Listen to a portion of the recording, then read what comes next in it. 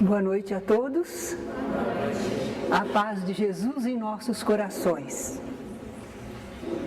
O tema hoje é doutrina espírita e suas práticas. Começamos com uma definição. O espiritismo é uma doutrina filosófica, de fundamentos científicos e consequências morais. Doutrina. Eu confesso para vocês que no meu começo, jovenzinha, no movimento espírita, eu ouvia falar assim, porque a doutrina espírita, porque essa doutrina de luz, porque essa doutrina santa, eram os companheiros falando, e eu me emocionava e repetia, porque essa doutrina santa, mas eu não sabia o que era uma doutrina. Eu não entendia ainda, eu era jovenzinha, né? Não tinha um estudo maior. Agora a gente sabe que doutrina é um conjunto de princípios que servem de base a um sistema, pode ser científico, filosófico, político, religioso. No nosso caso vai ser filosófico e religioso especialmente. Mas são aqueles princípios que nós já conhecemos, não é? A doutrina espírita, ela se baseia em certos pontos que estão harmoniosamente entrelaçados. Um não contradiz o outro, um precisa do outro. É o todo dessa doutrina, o conjunto desses princípios. Então, se não for assim, não é uma doutrina. No caso do espiritismo, de fato, é uma doutrina, é um conjunto de princípios, não é? Quando nós falamos essa definição, nós estamos já anunciando que o espiritismo tem um aspecto tríplice. Ele pode ser encarado tanto como ciência, como filosofia ou religião. É interessante que muitas pessoas acreditam, não, o espiritismo é uma ciência. E outros propõem, não, é uma filosofia. E quando se quer falar que ele é religião, o pessoal ainda fica mais difícil de aceitar, não é? Entretanto, é realmente o espiritismo um conjunto de princípios, uma doutrina, e ele tem um aspecto tríplice, sim. Vejamos como ciência. Toda ciência tem um objeto do seu estudo. No caso do espiritismo, estuda os espíritos. Assim, especificamente, eu creio que não há outra doutrina. Há doutrinas que estudam a paranormalidade, os sentidos das pessoas, mas, em verdade, estudar os espíritos, porque já há aí uma afirmativa, não é? Que existem espíritos. Então, eu creio que é o espiritismo mesmo, a doutrina que estuda os espíritos. O que estuda sobre os espíritos? A origem deles, a natureza, qual é a destinação para eles, o meio ambiente em que eles vivem e como é que eles mantêm relações com o nosso mundo corporal, material.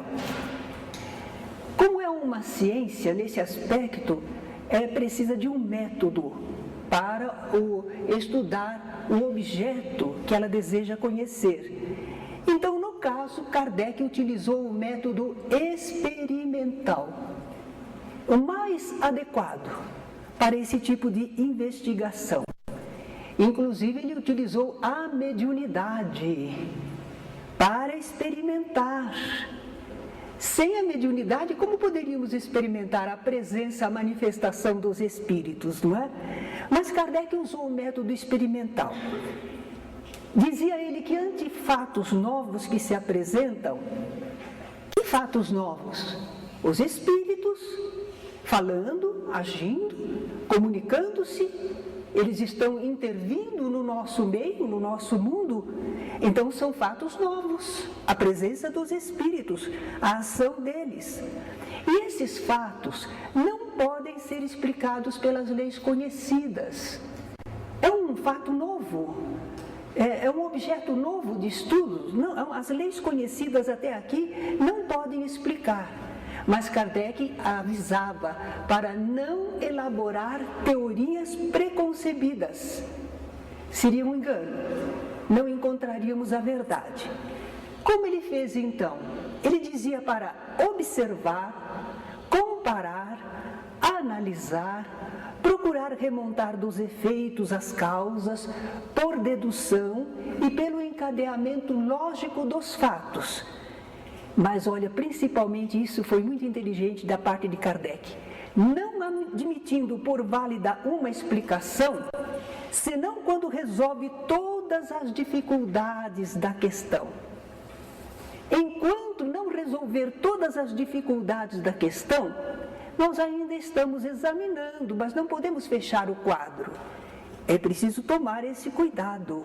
Por isso, quando nós vemos as exposições de Allan Kardec, as afirmativas, elas estão perfeitas. Por isso, elas perduram sempre. Claro que ainda teremos o avançar do conhecimento humano, mas em relação ao que foi apresentado, não temos dúvida. Vejamos como Kardec começou a obter os primeiros resultados da sua pesquisa. Ele verificou que os espíritos são as almas dos homens que já viveram aqui na Terra. Como é que ele soube? Porque de início Kardec não pensava em espíritos. Ele pensava uma inteligência, algo é inteligente, mas ele não afirmava o que era. Ele não partiu da ideia preconcebida de espíritos, mas os próprios manifestantes disseram: nós somos as almas dos homens que já viveram na Terra. Então verificou-se isso, espíritos são as almas dos homens. As comunicações dos espíritos provam a existência do mundo invisível e informam a nós todos algo a respeito desse mundo que a gente não vê, que a gente não toca, mas é perfeitamente real. E os espíritos não são todos iguais. Outra coisa interessante, porque talvez que antigamente se pensasse os espíritos e nós uniformizávamos, espírito é espírito, mas agora a gente sabe, não, os espíritos não são todos iguais, nem em saber, nem em capacidade, uns estão mais desenvolvidos do que outros. E qual a importância desse conhecimento, dessa análise de que eles não são todos iguais? É que nós vamos compreender que quando um espírito se manifesta, ele dá a sua opinião pessoal. Não quer dizer que porque o espírito falou, ele disse a verdade perfeita. É a opinião de alguém que já viveu na Terra, está vivendo do lado de lá. E ele pode ter a sua opinião, como nós temos também, não é? Naturalmente que nós vamos encontrar um consenso geral e partiremos então para a constatação das verdades fundamentais. Mas um espírito isoladamente, ele não forma a informação verdadeira para nós, não é? Os espíritos não são imutáveis, eles mudam. Mudam como? Aprendendo, aperfeiçoando-se.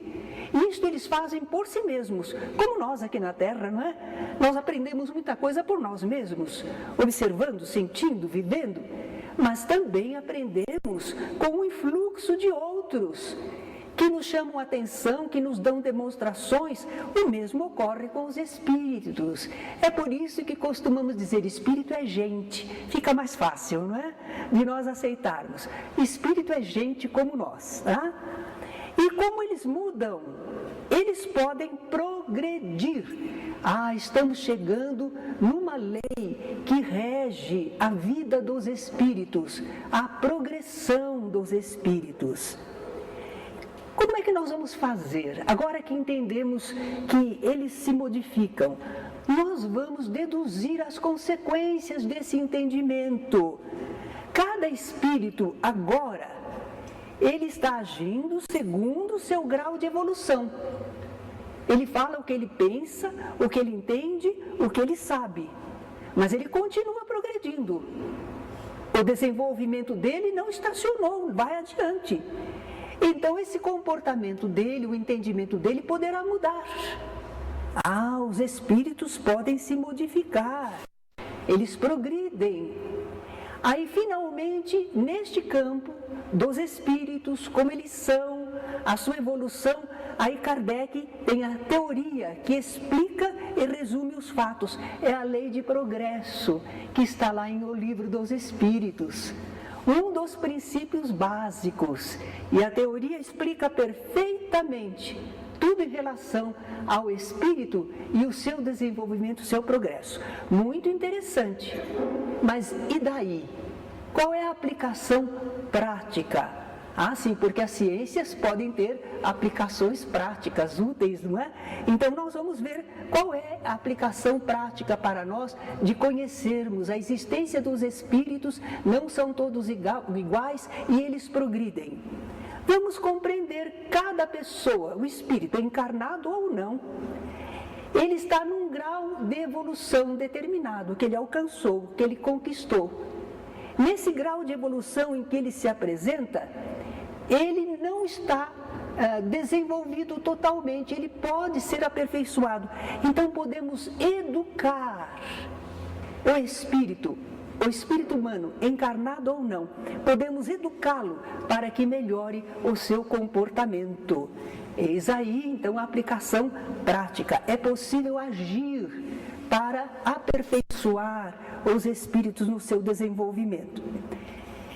A doutrina espírita, ela precedeu, ela veio antes das ciências do paranormal que a gente conhece na atualidade. Por exemplo, a metapsíquica. Ai, me perdoem que eu esqueci de passar para a nossa irmã, vocês não puderam acompanhar. Ela vai apresentar e rapidamente depois eu ponho a sequência, não é? Porque nós queremos falar da metapsíquica de Richer. Em 1905, ele propôs esse termo para designar uma ciência que tem por objetivo os fenômenos mecânicos ou psicológicos. Fenômenos que são devidos a forças que parecem serem inteligentes ou a poderes desconhecidos, latentes na inteligência humana. Nós vemos que Richer não faz a afirmativa de espírito. Ele fala uma inteligência, um poder desconhecido. Em Kardec, nós já temos a afirmativa muito mais clara. Entretanto, apesar de já existir a doutrina espírita, Richer fez o seu estudo dentro dos limites que ele encontrava para si mesmo, não é? Então nós vemos aí a metapsíquica. Mas também nós tivemos a parapsicologia. É um processo científico de investigação dos fenômenos inabituais, que não acontecem sempre. São fenômenos de ordem psíquica ou psicofisiológica. E a parapsicologia não é uma ciência, ela é uma disciplina científica. O seu lugar científico está dentro da psicologia. Herculano Pires, o grande estudioso da doutrina espírita, ele escreveu um livrinho a respeito. Quando surgiu a parapsicologia, ele logo se aprofundou no assunto e publicou um livrinho esclarecedor, Parapsicologia e suas perspectivas. Temos também a psicobiofísica. Eles acreditam que são já uma ciência. Qual o objetivo dela?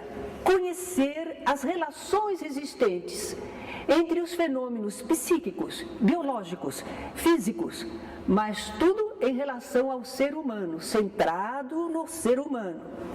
Henrique Rodrigues, outro estudioso espírita, na ocasião também escreveu um livretinho, esse era um livretinho mesmo, Em Busca da Matéria Psi. E a gente então conhecia bastante coisa a respeito da psicobiofísica. Psicotrônica faz o estudo e aproveitamento de uma energia que eles chamam de vital, bioplasmática. E eles dizem que todos os seres humanos possuem essa energia, possuem mesmo. Mas até recentemente, essa energia era ignorada, marginalizada pela ciência ocidental. Nós estamos verificando no aspecto científico do espiritismo. E nós perguntamos onde é que se encontra esse estudo do aspecto científico do Espiritismo. Um dos seus aspectos pelos quais ele pode ser encarado, estudado. Onde que está? Você sabe em que livro? Allan Kardec escreveu 5 obras, não escreveu? O Pentateuco Espírita. Em O Livro dos Médiuns, no frontispício de O Livro dos Médiuns, Allan Kardec escreveu Espiritismo experimental, específico, não é? Para o campo da ciência, do método experimental que ele endossou. E é interessante porque no Livro dos Médiuns, Kardec absolutamente não fala em termos religiosos. Não pode. É um livro de espiritismo experimental, é uma parte de ciência. Como é que ele vai entrar com religião? É verdade que ao fim de O Livro dos Médiuns, ele coloca manifestações de espíritos para análise, para estudo de como eles falam, como se apresentam. E ali então temos algumas manifestações de espíritos falando de Deus. Mas, em verdade, o livro todo é um manual, é um estudo de ciência.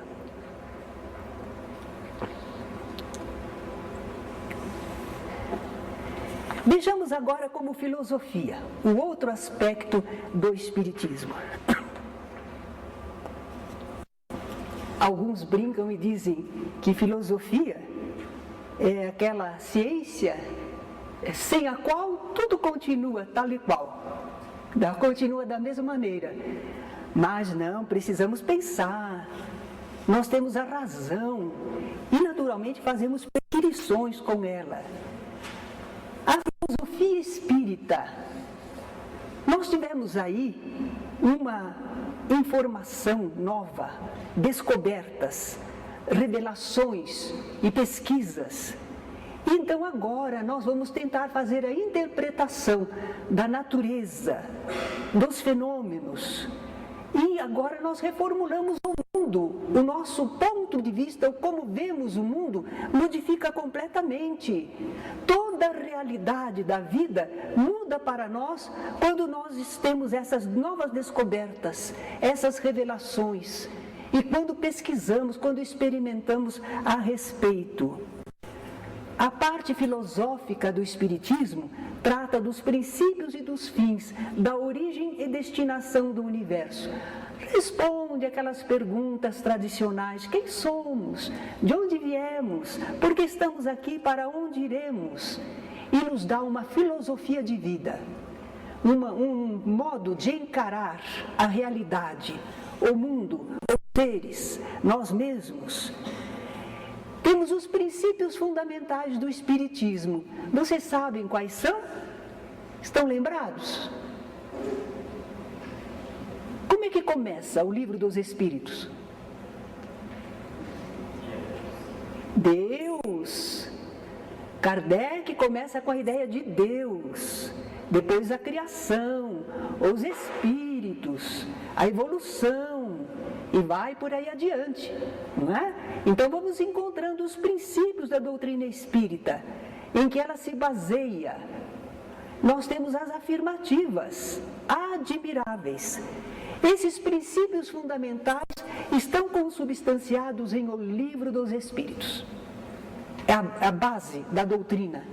Claro que nós temos as outras obras que explicam mais, detalham mais, mas as afirmativas básicas do Espiritismo estão em O Livro dos Espíritos, seus princípios fundamentais. O Espiritismo é aceito como filosofia, é aceito oficialmente no Brasil e no exterior. Isto é muito interessante. Eles aceitam como filosofia o Espiritismo, não é? Vejamos, porém, agora como religião. Agora é o que nos interessa mais, porque nós não somos cientistas, nós não somos propriamente filósofos, então o aspecto que mais nos interessa, aqui no Brasil, pelo menos, é religião. Nós tivemos aí conclusões baseadas nas provas da sobrevivência humana após a morte. Nós vamos ter algumas consequências disto que nós verificamos e aprendemos. Então agora a realidade conhecida vai se projetar no plano das relações entre o homem e a divindade, a criatura e o Criador. Mas não é isso que a religião faz? Religa o ser humano ao seu Criador? Então nós estamos entrando aqui no campo religioso. Allan Kardec comenta que há duas alavancas para o pensamento humano. Um deles é a ciência, que estuda os fenômenos do mundo material. E o outro é a religião, que estuda os fatos do mundo moral. Repararam? A religião estuda os fatos do mundo moral. Moral que diz o que está certo, o que não está certo, o que é bom, o que é o bem, o que é o mal. Então, quando Kardec falava na definição consequências morais, ele estava querendo dizer consequências religiosas. Porque para ele, a moral é que estuda a religião é que estuda os fatos morais. Então, consequências morais são consequências religiosas. E é principalmente por essas consequências religiosas que se deve encarar o Espiritismo. Não é porque somos brasileiros, não é porque somos sentimentais, não é porque somos apegados à ideia da religião, é porque daqui a pouco vamos verificar, é o arremate, é a conclusão, é o fim último. O Espiritismo revive, restaura e complementa o cristianismo. Parece que nós somos pretensiosos, não é? Não, mas é a prática que vai nos dizer. A doutrina de Jesus está lá no Evangelho, mas está numa linguagem alegórica, parabólica. Muita gente lê e não compreende, não consegue retirar o sentido daquela parábola, aquela linguagem que parece um tanto estranha, fora da nossa época. Mas a doutrina espírita toma as mesmas mensagens e faz o esclarecimento, o estudo, a explicação e coloca atualizada para o dia de hoje. Confirma os feitos de Jesus. Isso é importante, porque muita gente, quando lê o Evangelho, diz: parece história da carochinha, é muito fantástico, é irreal, absurdo, como é que pode? Isto são histórias antigas, mas a doutrina espírita confirma os feitos de Jesus, porque vai falar da ação do Espírito sobre os fluidos, explicando uma série de fenômenos. Jesus dizia: o que eu faço, vós o podeis fazer também se tiverdes fé. Naturalmente que nós ainda não temos essa fé, conhecimento espiritual e que leva à ação em tão alto grau como Jesus, mas muitas coisas nós já conseguimos fazer como nosso mestre. Nós estamos aprendendo, somos seres espirituais e com o nosso pensamento, sentimento e a vontade, nós produzimos efeitos sobre os fluidos, influenciamos pessoas. Então, quando Jesus realizou uma série de fenômenos, por que não? Nós vemos a aplicação de passes, conseguindo melhorar pessoas. Talvez a gente não cure um cego de nascença, como Jesus fazia, mas ajudamos muitas pessoas a melhorarem na sua saúde. Então, os feitos de Jesus saem do folclórico, do quimérico, para a realidade. Nós não duvidamos de que Jesus tenha produzido fenômenos admiráveis. O Espiritismo também faz a complementação dos ensinos, porque Jesus disse: eu tenho mais coisas para vos dizer, mas não as podeis suportar ainda. Então deixou para o Consolador prometido, não é? E a doutrina espírita vem, retoma os ensinos de Jesus, confirma, explica e parte para o avançar, desenvolver ainda mais novas revelações. Então o Espiritismo é mesmo uma religião. Eu fico pensando que Allan Kardec não tinha ideia de formar um movimento religioso. Ele dizia isso nas primeiras informações, quando ele começou a falar da realidade do mundo espiritual. Ele pensava que estas informações, estes conhecimentos, iriam fortalecer todas as religiões, iriam dar comprovação a todas as religiões. Era isso que ele pensava. Mas as religiões tradicionais, de mais poder, elas se fecharam às ideias que o Espiritismo trazia. E como se fecharam as ideias, elas ficaram soltas, elas ficaram isoladas. E, naturalmente, contaram com adeptos e acabaram formando um novo grupo religioso, não é? Mas não era propriamente de início a intenção de Allan Kardec. Agora, ele confirmou que o Espiritismo era uma religião, naquele sentido filosófico, o laço que une as criaturas, não é? É uma religião.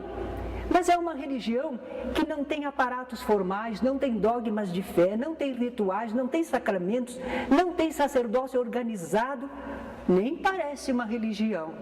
Não parece, mas é. É uma religião espiritual. Mas que religião esquisita!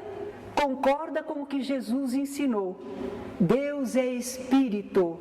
E importa que os seus adoradores o adorem em espírito e em verdade. Eis aí, essa que é a adoração.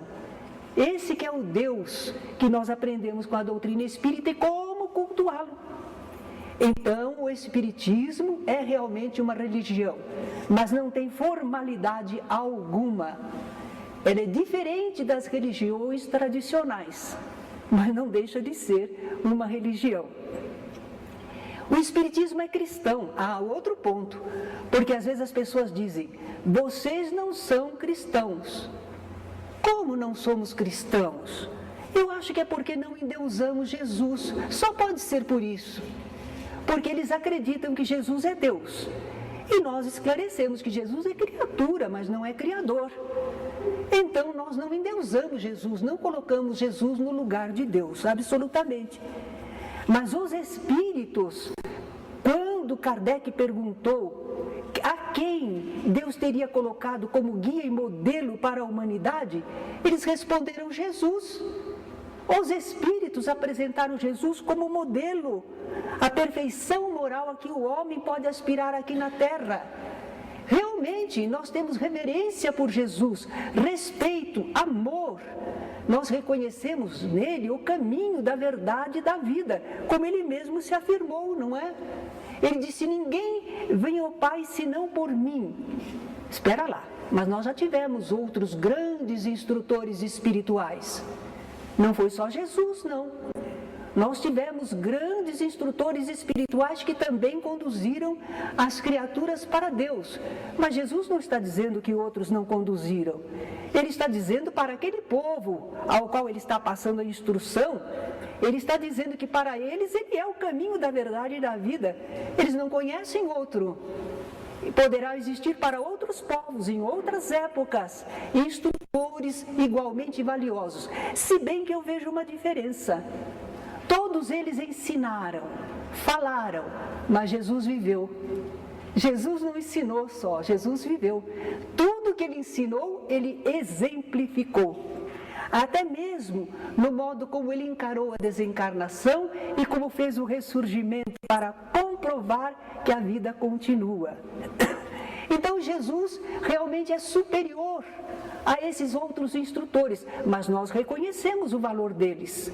Eles também conduziram as criaturas para Deus, porque então nós pensaríamos que alguém que segue o budismo não encontra Deus, porque como ele não é cristão, não seguiu Jesus, não chegou a Deus. Gandhi chegou a Deus, eu tenho certeza, e ele não era cristão, ele não estava ligado ao Cristo especificamente, porque ele pertencia a um povo que recebeu uma informação diferente e ele foi fiel e desenvolveu. Ele chegou a Deus. Então há outros caminhos, mas Jesus falava para o seu povo e fala para nós, aqueles que querem segui-lo. E nós somos cristãos sim, porque seguimos ao Cristo. Eu acho que é a definição mais simples. Quem é cristão? Quem segue ao Cristo, quem vive segundo os seus ensinamentos. Bom, a gente não faz isso perfeitamente, mas quanto possível estamos fazendo. Temos temos aí o aspecto religioso do Espiritismo. Fica especialmente evidenciado em quais livros da codificação? Em quais? O Evangelho segundo o Espiritismo, mas não só, também no livro O Céu e o Inferno.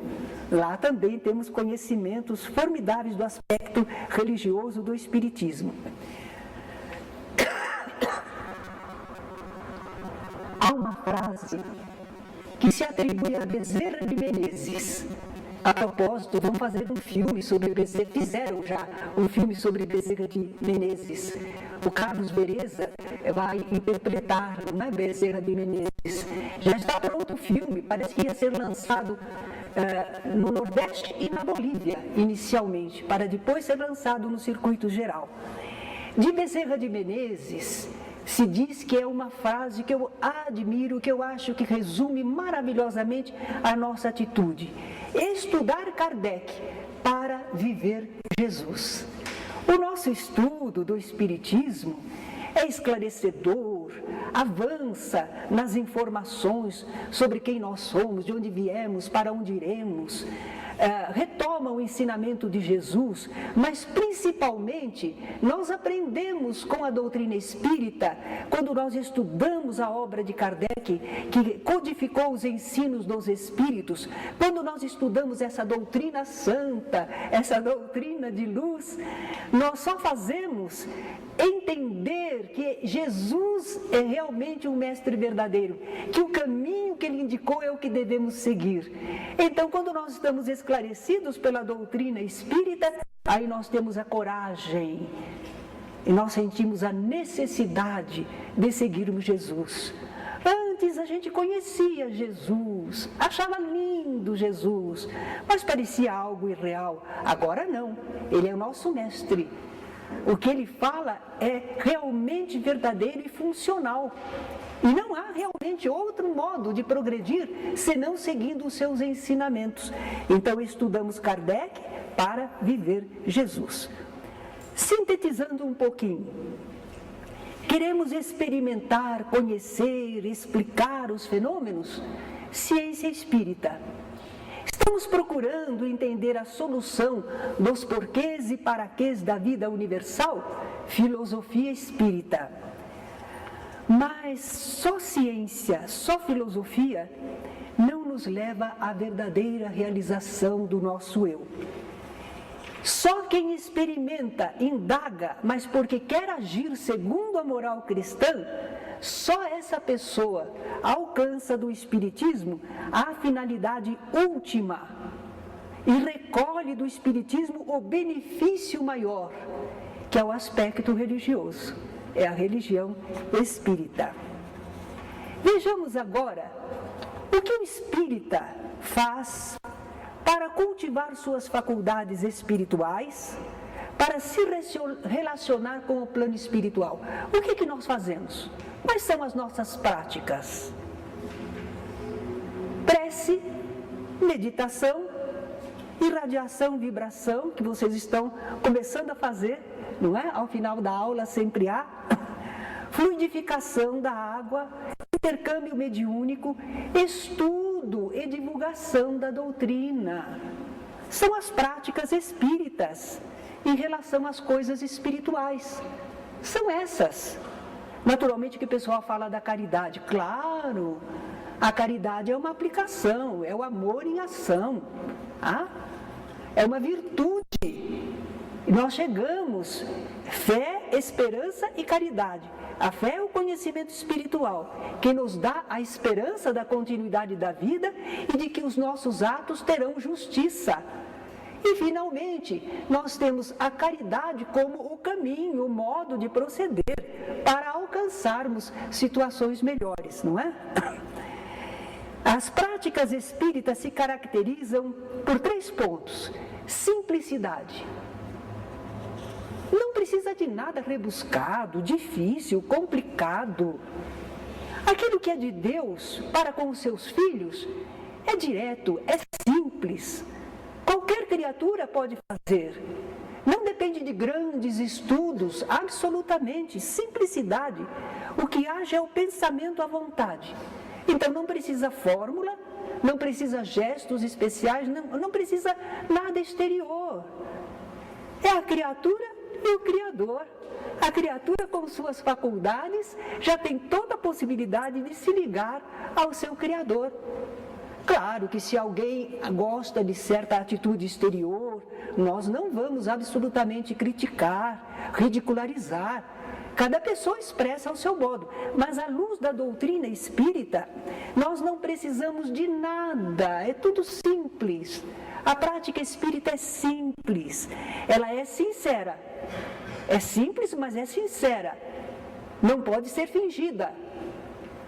Senão, não haverá impulso real.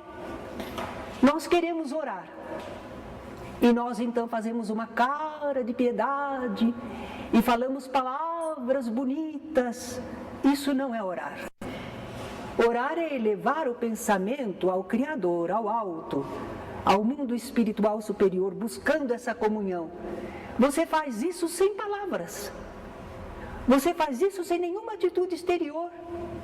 De novo dizemos, não criticamos quem precisa, quem gosta, quem faz.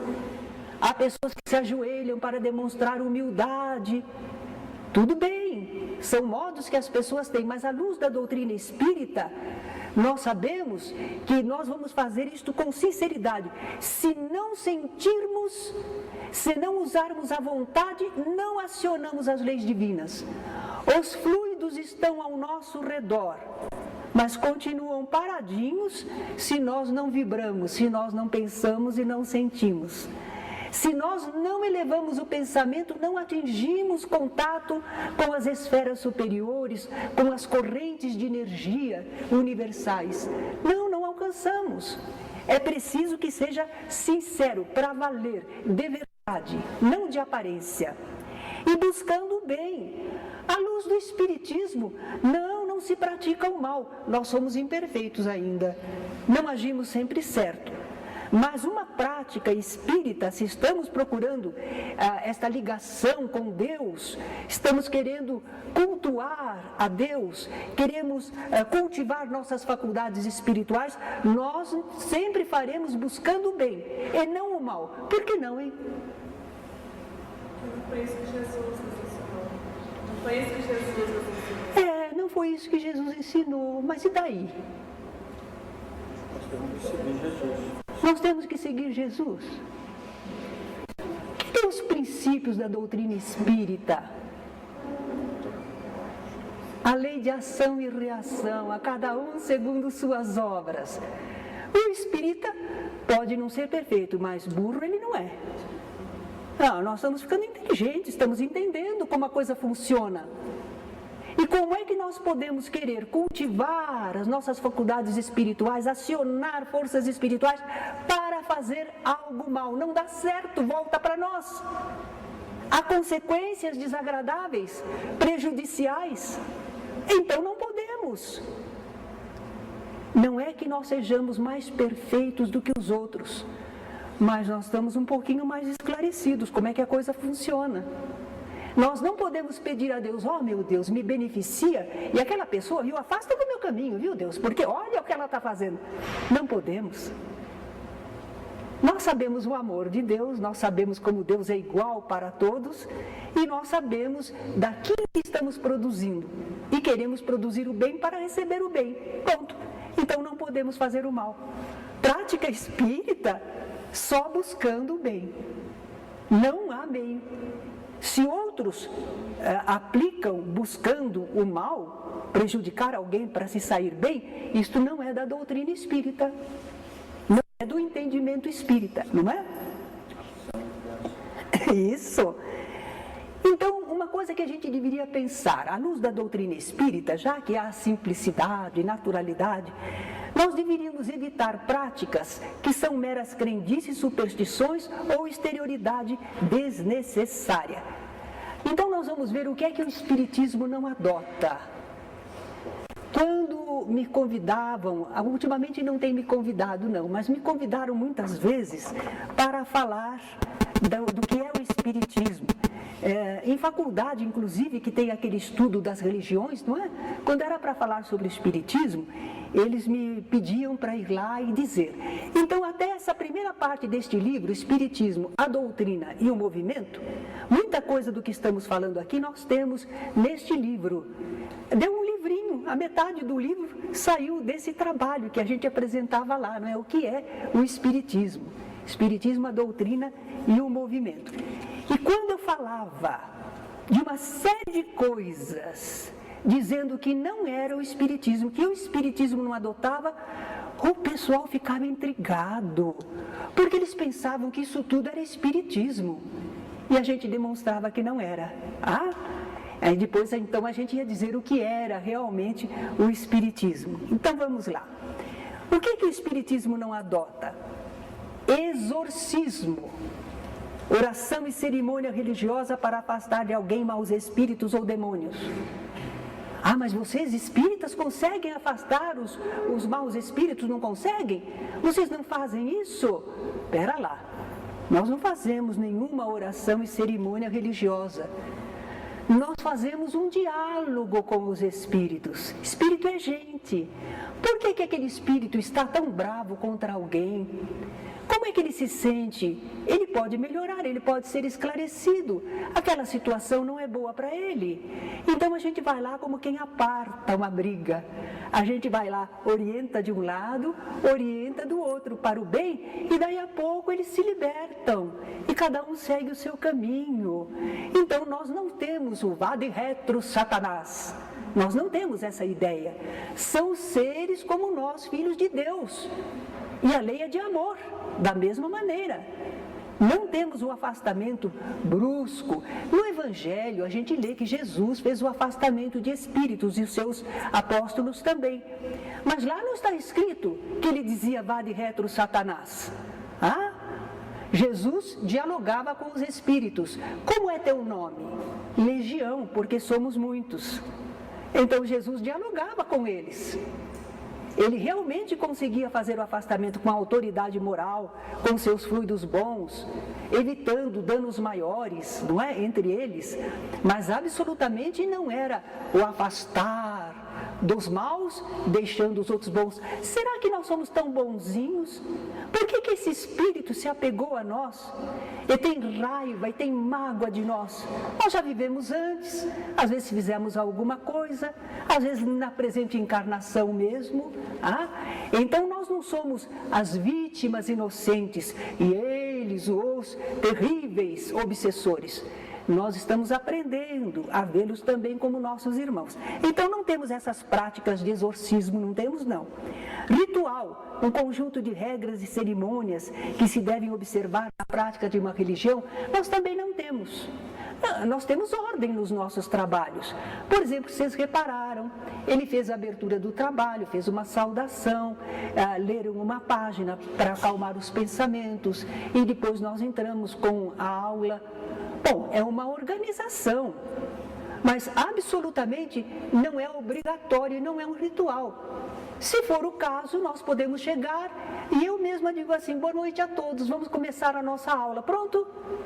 É obrigatório aquilo tudo? Não. É que a gente viu que aquilo ajuda a acalmar os pensamentos, direcionar, não é? Dar oportunidade para um e para outro, a vibração final. Mas não há um ritual, não é uma regra fixa. Se fizer diferente, não consegue a bênção de Deus. Se fizer diferente, está em pecado, transgrediu a lei. Não tem nada disso. É uma ação nossa sem ritual. Iniciação. Olha, vocês estão numa iniciação, mas não é nada como Kung Fu, não é? Não é nada com aquelas práticas difíceis, aqueles exercícios prolongados, aqueles testes pelos quais passavam. Nós chamamos de iniciação ao Espiritismo porque é o começo do conhecimento da doutrina espírita, só por isto. Mas não há preparações especiais para entrar nos mistérios da religião, não é? Absolutamente. Não há mistério nenhum. Apenas há algum desconhecimento de nossa parte, mas mistério não há. Paramentos. Eu ia dizer para a Eline que a Eline não veio vestida apropriadamente para o nosso culto. Existe uma roupa especial? Não existe, não. Afinal de contas, tudo que é de Deus não depende de nada material. Não depende, não precisa.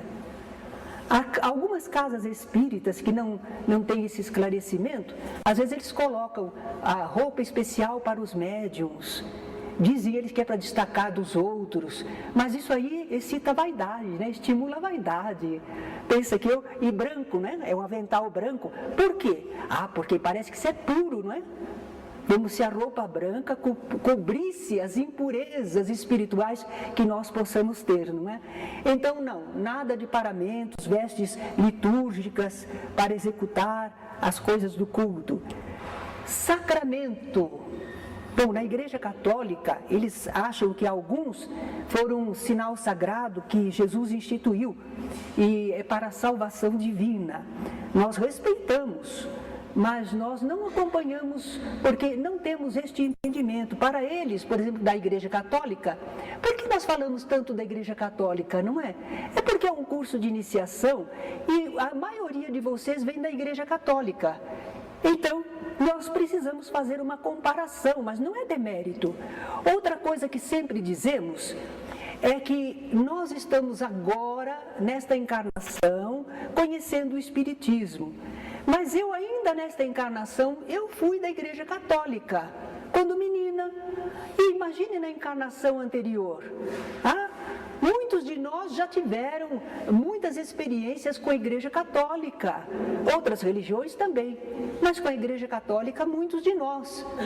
Então, é possível que lá no passado nós tenhamos contribuído para divulgar todas estas coisas que hoje nós dizemos não precisa, isso não está certo, não está correto, nós estamos corrigindo o que ensinamos errado. Deus nos dá essa oportunidade, se agora conseguimos entender, mas não menosprezamos e nem ficamos inimigos.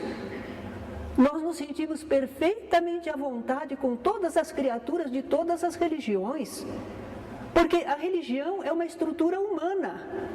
Nós precisamos ver o significado espiritual, não é? E muitas delas têm a verdade e o bem consigo. Então, tudo bem, não temos adversários, não. Mas fazemos a distinção, olha, porque nós não temos batismo, crisma, confissão, comunhão, ordem, casamento, extrema-unção. Vocês não vão encontrar isso no movimento espírita. E como vocês estão na iniciação do conhecimento, vocês precisam saber disso, que não temos sacramentos. Talismã. Também não temos talismãs, nem amuletos. O talismã é magia ativa, é para conseguir alguma coisa. Trevo de 4 folhas. Assegura sorte. O amuleto é para defender, é poder mágico passivo.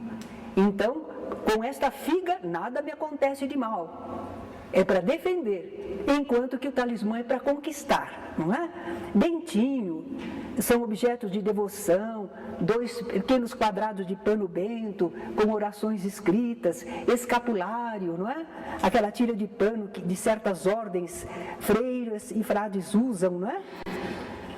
O breve escapulário, enfim, uma série de coisas. Nós não temos. Houve um grupo espírita que eles achavam que o trevo de 4 folhas, mas não era porque dava sorte, não. É porque simbolizava para eles 4 atitudes. Então, eles acharam que o trevo de 4 folhas. Então, eles tinham o trevo como distintivo. Mas logo o movimento espírita procurou falar que aquilo não estava certo, não. Porque as pessoas começavam a se apegar ao trevo como se o trevo fosse uma proteção. Tem gente que pega o retratinho de Emmanuel, não é? Que é uma gravura, é um desenho que fizeram. Então está lá, o Emmanuel, e a pessoa guarda aquilo na sua bolsa, no seu bolso, e diz, Emmanuel está comigo, então eu não vou sofrer. Que tolice! As suas ações é que definem. Naturalmente as pessoas se agarram ainda a muletinhas. Tudo bem, cada qual dentro do seu grau de evolução, no que acredita, e nós temos que respeitar, como queremos que nos respeitem, não é? Mas à luz da doutrina espírita não temos nada destas coisas. Nada nos dá segurança, senão a lei divina, o amor de Deus. É nele que nós cremos e é nele que nós confiamos. Nós sabemos que nada nos acontece que não esteja dentro das leis divinas, que não seja para o nosso progresso e o nosso bem. Mesmo as coisas horríveis. Elas são horríveis no que produzem, no livre-arbítrio das criaturas que fizeram, mas em tudo vai haver a nossa reação e o nosso progresso. Senão Deus não deixava acontecer. Se não fosse para produzir, ao final, uma experiência, um aprendizado, um desenvolvimento, Deus, que é amor e sabedoria, não deixaria acontecer, não é? A procissão, nós também não temos a procissão em filas, entoando preces, levando imagens, relíquias, para demonstrar devoção ou conseguir alguma bênção. Nós não temos. Mas lá em Salvador, na Bahia, Divaldo Franco, que é um grande espírita, ele tem feito já há vários anos a Passeata da Paz. E vão pessoas espíritas, não espíritas, fazem uma grande passeata pelas ruas da cidade. Olha lá, Divaldo Franco está fazendo procissão. Ele não está demonstrando devoção, nem procurando conseguir alguma bênção. Então o que é aquilo? Demonstração de cidadania. O espírita não pode fazer um movimento de cidadania? Claro que pode. Então é a Passeata da Paz. Não é uma procissão religiosa, não é? Falo isso porque de repente alguém fica sabendo e vai querer dizer que o Divaldo está fazendo procissão. Línguas exóticas, heteróclitas, não é? Nós temos que ter a comunicação espiritual numa língua que todo mundo possa entender, como nos diz o apóstolo Paulo. Não usamos alucinógenos, drogas, não pode. Ao nosso cultivo das coisas espirituais, nós queremos estar lúcidos, equilibrados, viver o melhor de nós. E nós não vamos então entrar em estados artificiais, desequilibrados, pensando que isso é religiosidade ou é manifestação espiritual. Não usamos nada destas coisas em nossos cultos, não é? A qual espiritismo vocês estão se dedicando agora? Estão começando a participar? É o alto ou o baixo espiritismo? O espiritismo. É espiritismo só, nem alto nem baixo. O povo que não entende quer fazer uma distinção. Alto espiritismo, é o pessoal que estuda, o pessoal que faz a prática do bem. Baixo espiritismo é aquele que lida com espíritos ruins e faz coisas erradas para os outros. Isso é o povo que fala, mas em verdade não.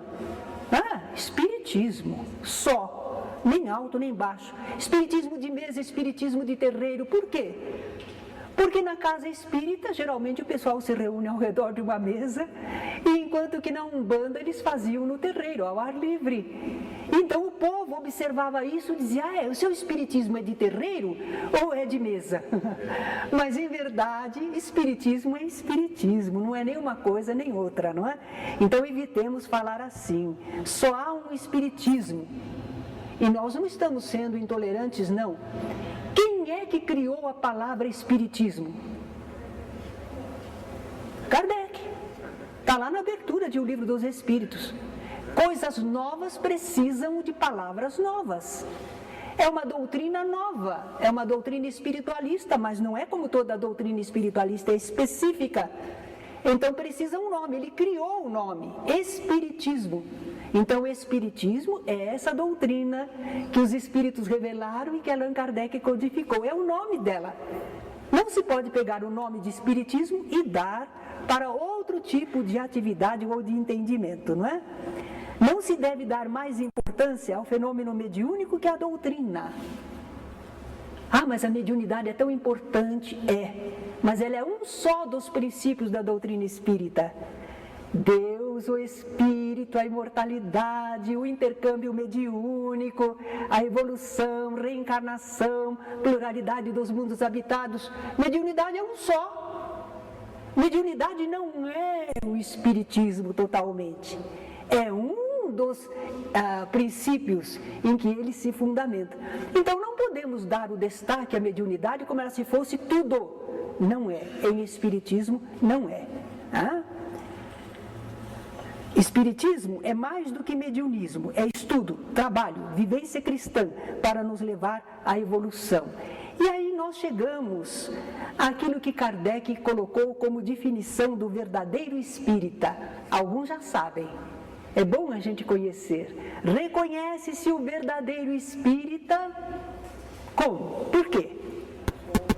Pela sua transformação moral.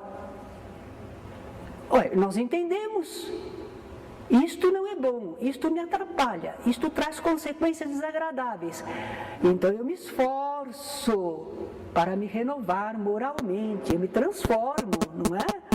Não totalmente, que ainda não consigo, mas em relação a como eu era, eu agora tenho outro comportamento, não é? Reconhece-se o verdadeiro espírita pela sua transformação moral, pelos esforços que faz para domar as suas más inclinações. Algumas pessoas dizem, sabe, eu não sou espírita, quem sou eu? Ainda estou querendo ser. Falsidade.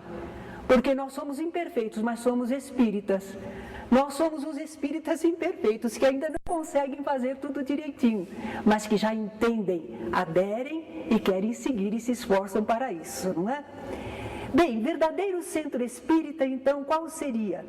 É aquele em que se vivencia a doutrina, tal como aqui ficou tão claramente definida.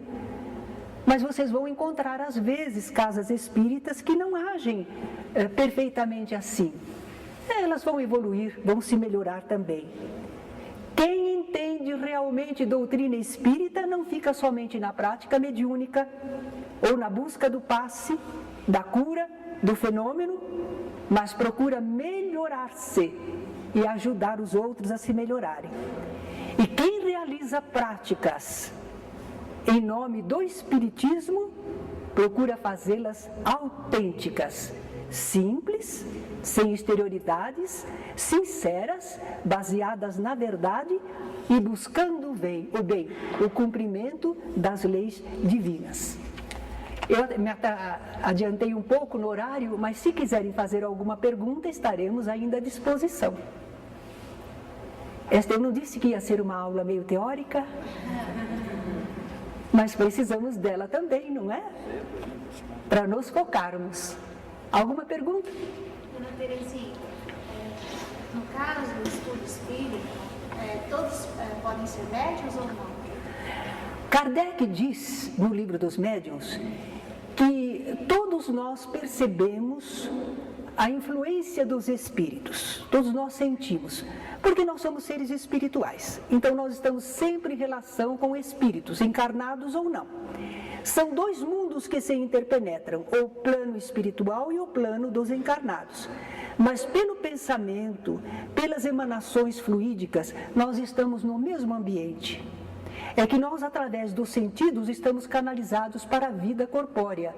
Mas, em verdade, nós nunca saímos do plano espiritual também. A gente não vai perder o corpo para ir para o plano espiritual. A gente já está vivendo a vida espiritual.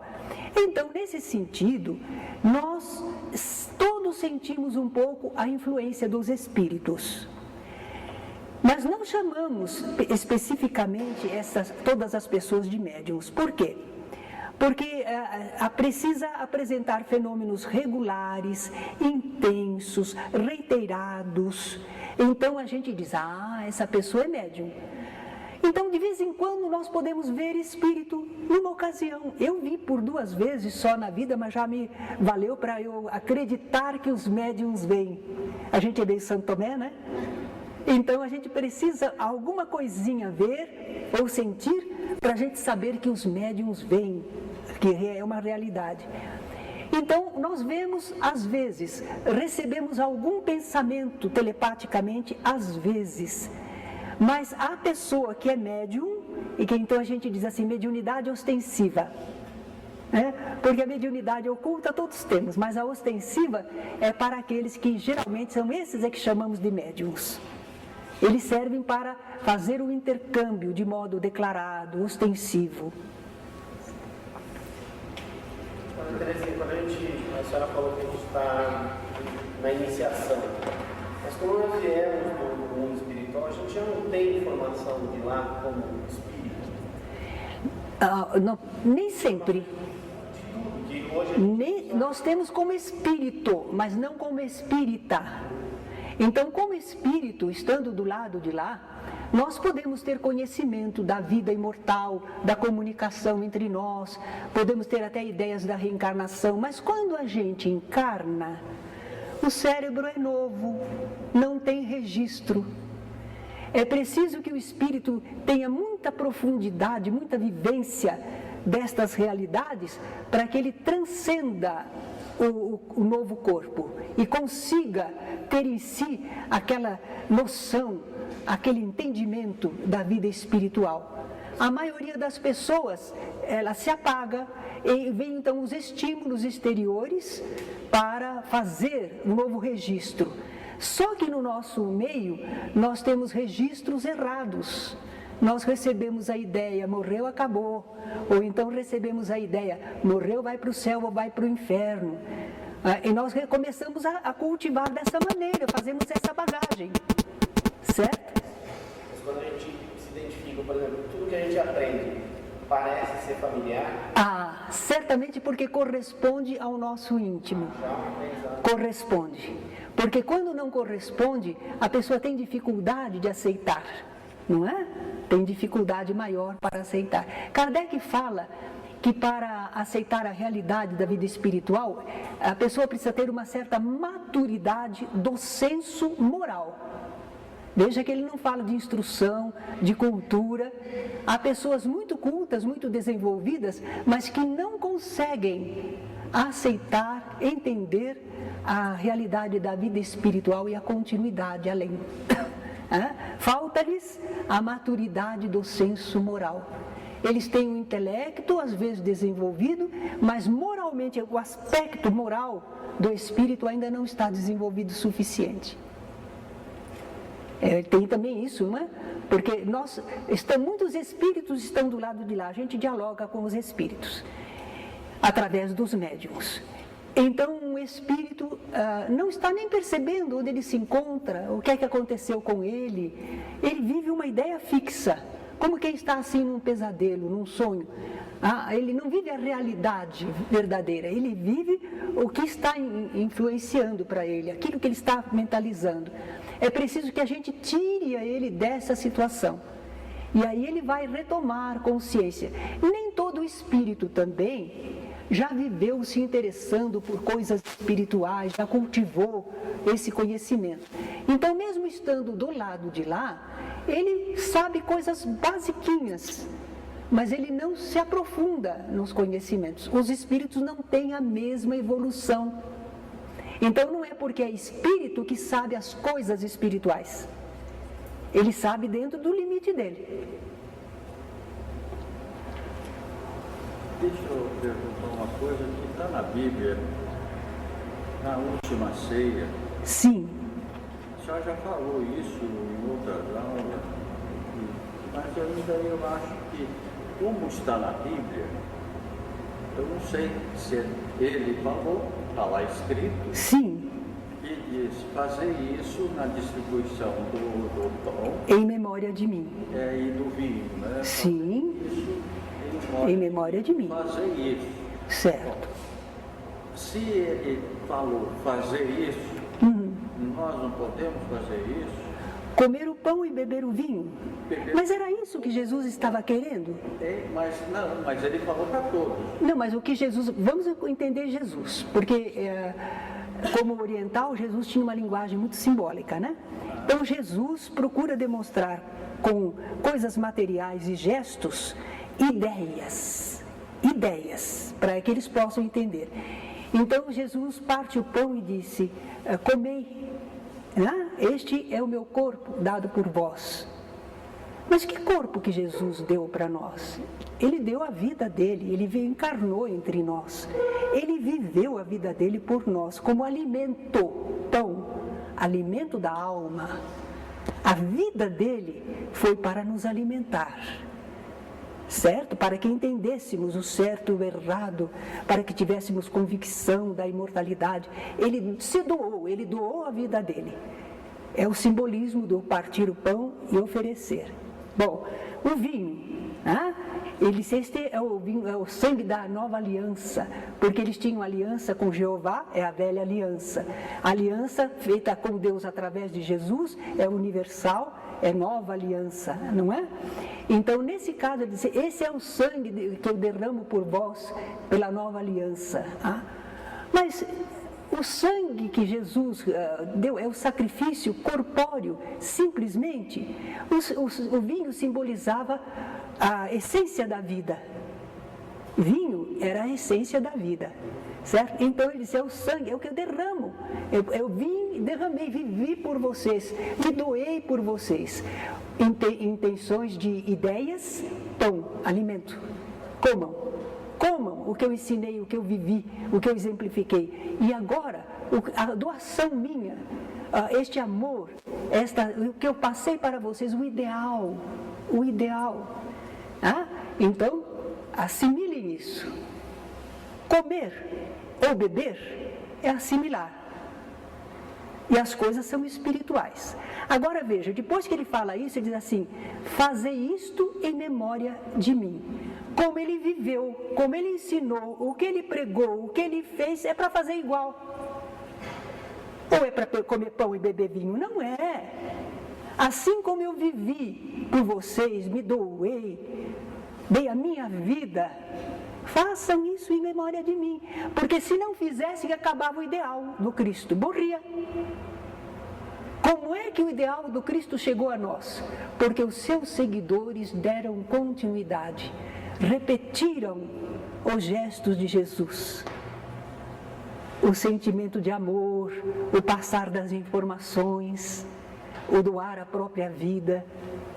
É nisso que eles passaram o ideal de Jesus para nós. O ideal de Jesus vive em cada um de nós. Não pode morrer esse ideal. Fazer isto em memória de mim, não deixem morrer. Não deixem morrer. Isso que eu ensinei para vocês, como eu vivi para vocês, não deixem morrer. E a outra coisa é sobre o animismo. No exorcismo, quando Jesus exorcitou aquela a obra de espírito, né? Ele dialogou com eles. Sim. Mas ele colocou eles aonde? Nos porcos. Eles pediram para Jesus. Não foi Jesus que mandou eles para lá. E por que os porcos? Os porcos têm muita semelhança com o corpo humano.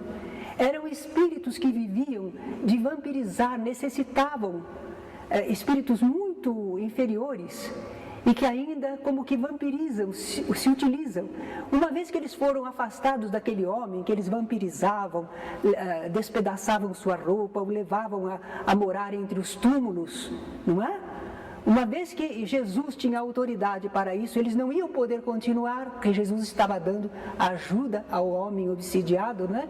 Eles, se nos expulsas, manda-nos para aqueles porcos, porque eles poderiam utilizar. Só que, se está bem lembrado, a manada de porcos saiu em disparada e caiu no despenhadeiro. Por que será que os porcos se assustaram assim? Porque eles viram os espíritos, eles sentiram a horda atacando, né? E deu um estouro na manada, que nem viram onde que estavam indo, né? Certo? Então nós temos aí uma das poucas passagens, porque também existe isso.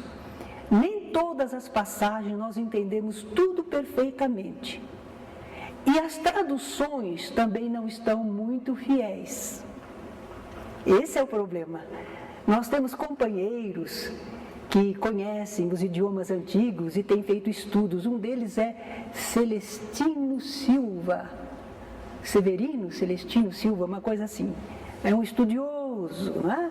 Ele se debruçou. Tínhamos o Torres Pastorino, que foi da Igreja Católica, não é? E ele faz um estudo no livro dele, Sabedoria do Evangelho. Então, a gente vê traduções completamente erradas, mas principalmente uma.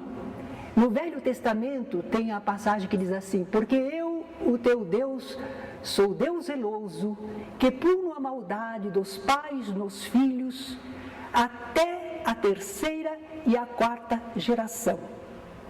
Isso é um absurdo. É um absurdo. Porque Deus vai punir a maldade dos pais nos filhos. Que culpa tem os filhos?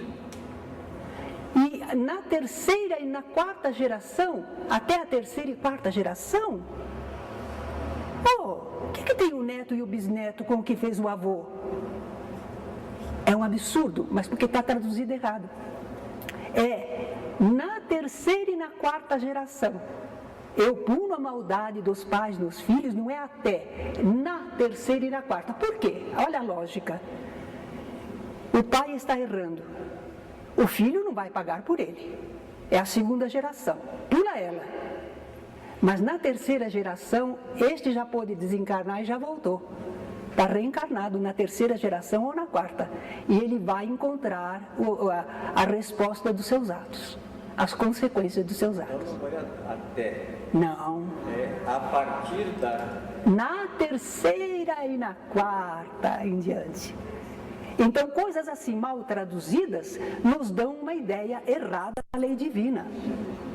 Existe um livro Cristianismo e Espiritismo, que é do Leon Denis. É extraordinário.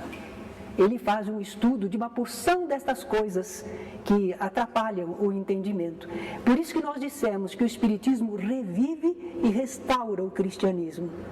Jesus não poderia dizer coisas erradas e absurdas.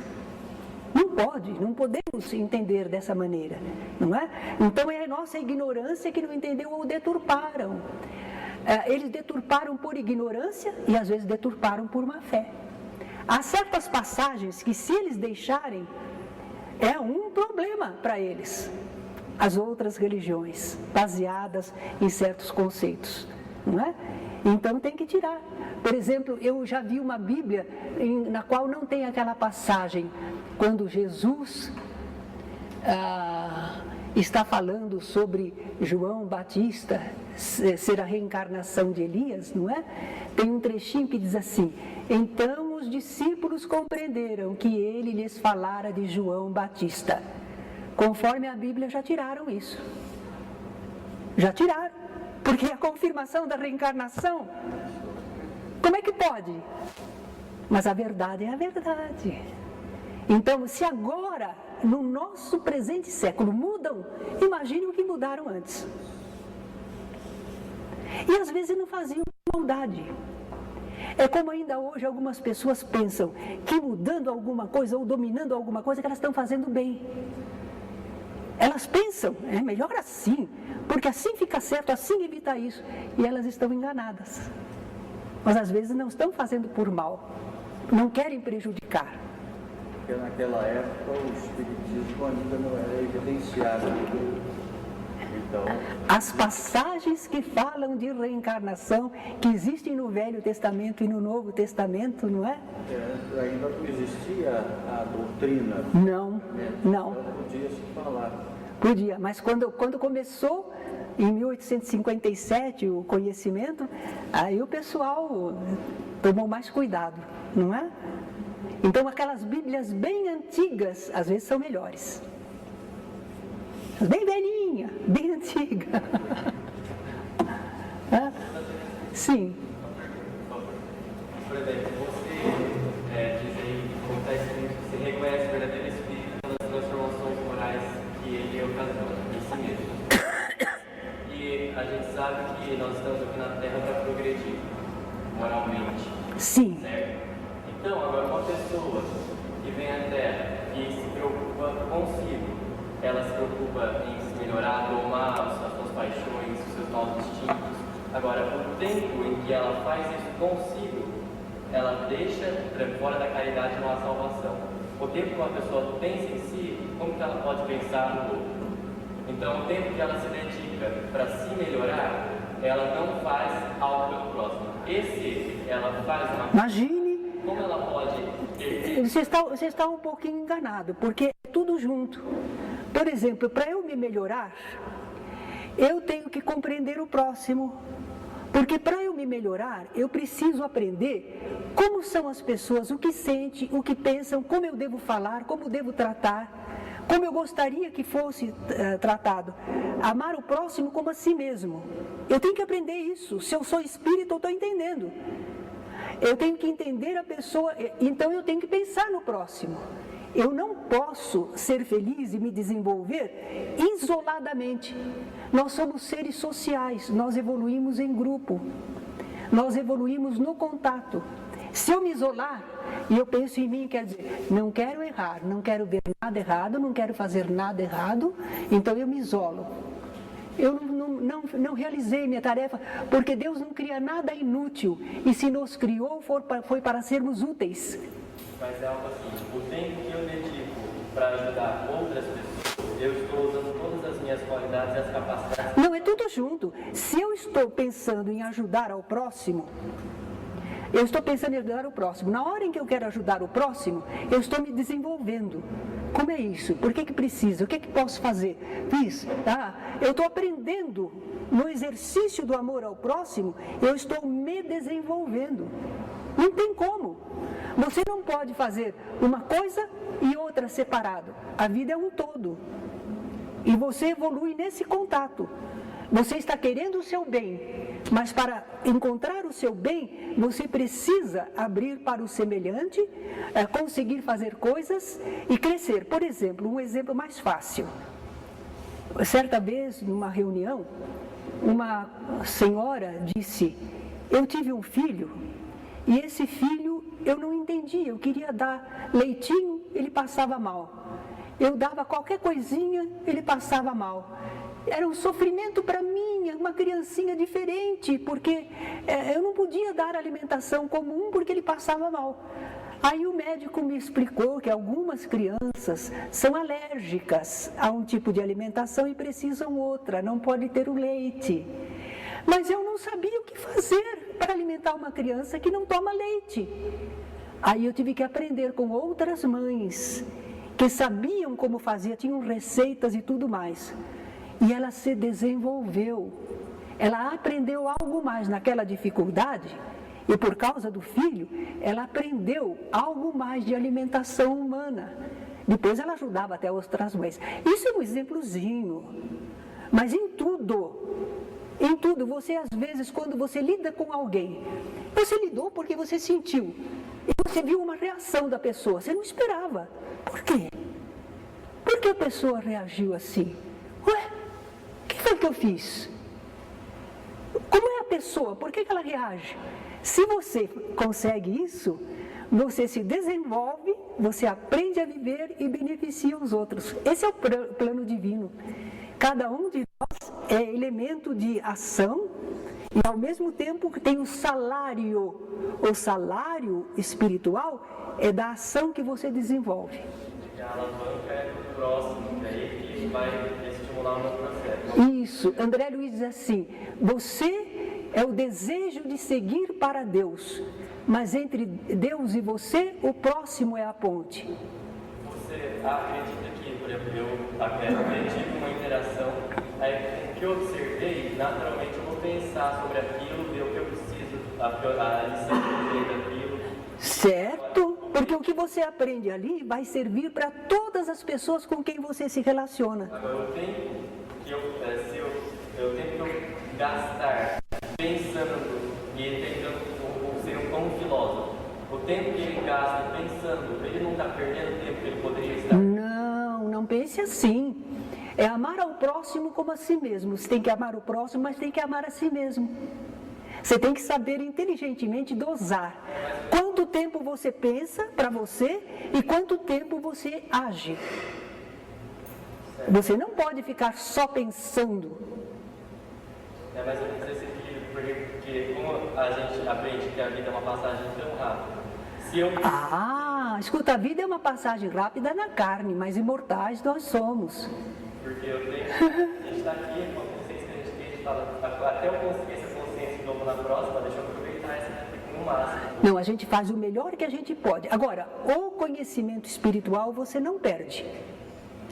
ele não fica assim detalhado, como nós vemos numa matéria que você estudou, aqueles princípios, não fica assim, mas ele fica como um todo, a essência do conhecimento fica com você. Uma criança nasce numa família em que eles gostam de beber, é hábito, mas aquela criança não gosta de beber, e ela acha feio como eles ficam quando bebem. De onde que ela tirou isso? Da encarnação anterior, na qual ela teve experiências dolorosas, batalhou para sair, ela viu em si mesma como é que acontece, e agora aquele conhecimento nela não deixa ela assimilar mais dos outros. Aquele conhecimento que ela realmente adquiriu, ela não volta atrás. Agora, se ela não tem uma convicção, ela pode acompanhar o movimento para cá, para lá, mas quando a pessoa viveu algo, sentiu, entendeu, consolidou, isso não volta atrás. Se você, por exemplo, tiver tido uma experiência na qual você viu que a desonestidade te levou por caminhos horrorosos, às vezes você ficou em trevas, você teve encarnação de resgate e tudo, esse conhecimento está com você, e você é daquele tipo de pessoa que diz assim, nem um tostão se não for meu. As outras não entendem, que bobagem, ninguém está vendo, mas você não faz, porque o que você experimentou e viveu está com você. Conhecereis a verdade, e a verdade vos libertará, nos liberta dos erros. Só uma coisa, o que você diz sobre aquela coisa de abnegação total, você sacrificar por outra pessoa? Porque eu não concordo com isso não. Meu pai fala que o espírito, eles sofrem por outra pessoa, que é aquela questão, eles deixam a sua felicidade. Será que você vai ser pai? Quando você for pai, você dá a sua felicidade pela do seu filho.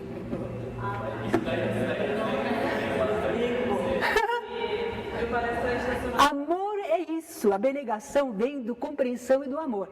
Claro que você não pode se anular por causa dos outros, porque se anular não beneficia nem você nem ao outro. Mas o doar-se por amor, por querer, por exemplo, a mãe, se ela tem um pedacinho de pão e ela tem um filho que está faminto, ela diz, come filhinho, e ela passa fome. E ela faz isso conscientemente e sem dor e sem problema. Certo? Porque ela compreende a necessidade do filho, que não sabe por si se alimentar, ela tem a capacidade de pôr, ela doa para o filho. Agora, quando a gente não tem isso, não é? 2 irmãos. Não come o meu pedaço não, esse aqui é meu, sou como o meu e como o seu. Porque não há aquele sentido de amor, de doação. Em algumas pessoas já existe. Então, a pessoa, às vezes, a abnegação dela é uma coisa que você não consegue compreender porque você não está no grau de experiência que ela teve. Por isso nós somos muito diferentes e não podemos julgar. Nós não podemos julgar. Podemos procurar analisar, dizer que interessante, eu não penso assim, você tem razão. Eu não penso assim, não entendo dessa maneira. Tudo bem, mas julgar, condenar, nós não podemos. Porque nós não conhecemos tudo que a pessoa viveu, nem tudo que ela passou. Então não dá para julgar. Quando a senhora agora da mãe para o filho, o amor é intenso.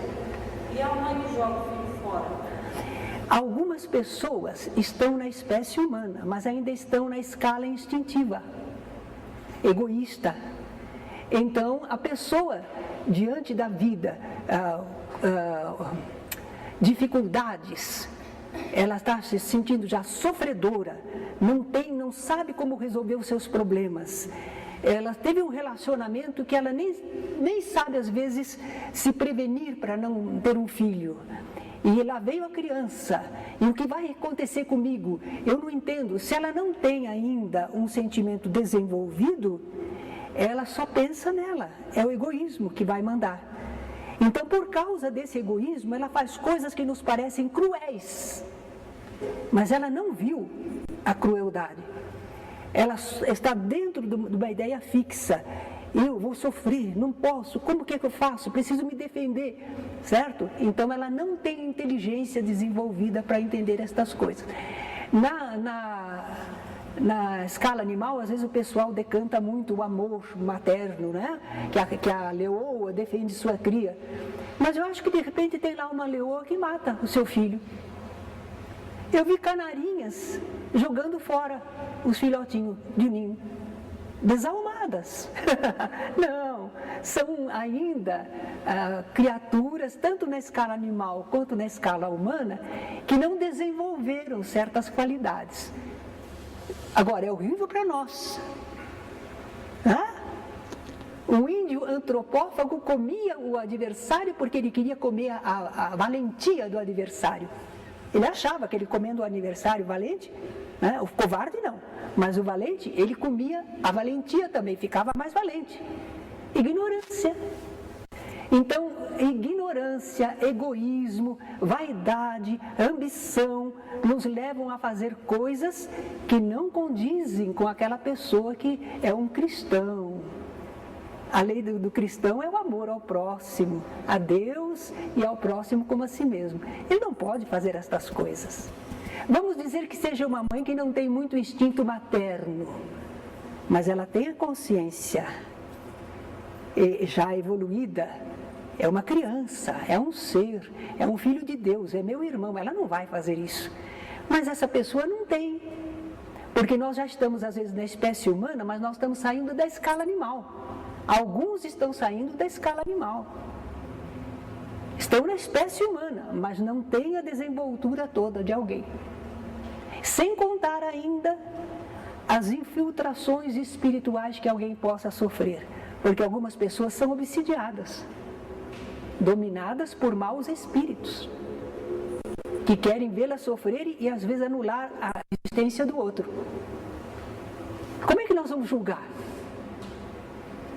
O que a gente pode dizer é apenas dizer, olha, que coisa não é normal, isso não é bom. Sim, mas julgar não dá para julgar, não. É por isso que muitos caem no arrependimento, né? Depois que aconteceu, nossa... Não é? Tem um problema, por exemplo, aquela rejeição que algumas mães têm um filho, elas são ótimas. Elas têm um filho e elas não podem nem ver a criança. Então eles dizem que é um problema psicológico, pós-parto, não sei o quê. Às vezes eu fico pensando, e se for um espírito adversário, e a mãe está sentindo que o espírito é adversário? Também, como é que a gente pode julgar? Certo? Não julgueis para não seres julgados.